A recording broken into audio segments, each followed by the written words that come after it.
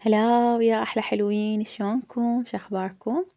رجعت اليوم وياكم فيديو كلش حلو، وهذا الفيديو محلبي. طريقة عمل المحلبي أكيد الأغلب يعرفونه، وسهل وسريع وطيب. بما أنه هسه مقبلين على شهر رجب وشعبان ورمضان، فحبيت أشارك كل أكلاتي اللي أنا أعرفها، حبيت أنزلها بقناتي حتى تستفادون. أول شي خليت الحليب المجفف. إذا عندكم حليب سائل هم ماكو أي مشكلة. هنا تقريبا خليت 3 ملاعق إلى 4 ملاعق حليب. قبل كل شي لا تنسون اللايك والاشتراك بالقناة وتفعيل الجرس. هنا أنا خليت الهيل تقريبا ضفت هيجي نص ملعقة، كلش قليل، ما خليت كلش هواية حتى لا يصير طعم الهيل كلش هواية. وهنا خليت سكر تقريبا كوب، وخليت النشا يعني ما خليت كلش هواية، خليت تقريبا 4 ملاعق 5، يعني حسب الكمية اللي أنا مسويتها. هسه هنا أنا خليت 3، يمكن 4 و5 و6، ما أعرف، بس المهم هاي طريقتي أنا المعتمدة عليها ودائما يطلع طيب وياي. أكو يخلونه بالبسكت، أكو ناس تخليه بالشعرية، أكو ناس تسويه بهواية أشياء.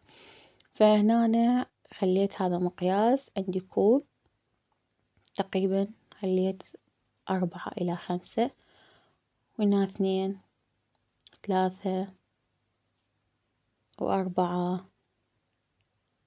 و5، إذا ماكو 6 بعد ما أعرف.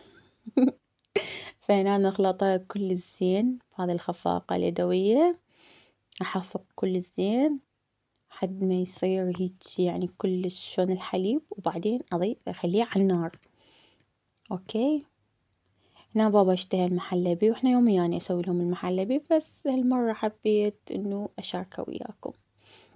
هنا بديت أخلط بيه، تقريبا ياخذ وقت فيه كلها هاي ربع ساعة مو أكثر، لأن هو بسرعة النشا بسرعة، يعني القوام بسرعة إنه يخليه يجمد يعني يصير ثخين، المادة تصير ثخينة.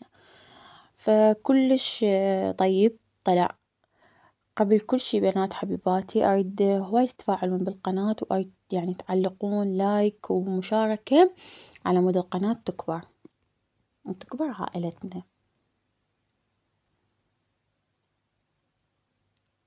وهسه هنا أنا بديت أخلط بيه، راح أعوفه لمدة 10 دقائق، وبعدين أرجع بعد ال10 دقايق وأنا دا أحرك بيه.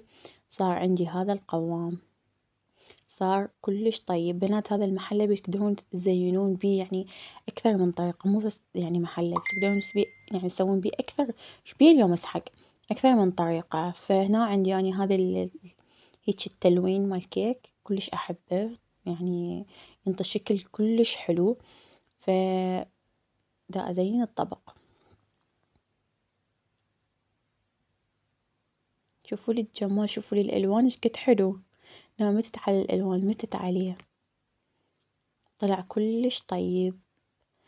لا تنسون اللايك والاشتراك بالقناة وتفعيل الجرس، راح أنزل فيديوهات كلش هواية ومفيدة، راح تستمتعون بيها. تمام حبايبي.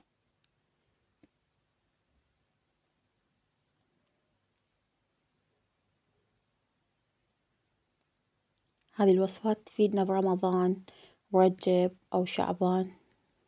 وهذه الأطباق شوفوا الألوان تجنن. لا تنسون اللايك والاشتراك بالقناة وتفعيل الجرس. باي باي.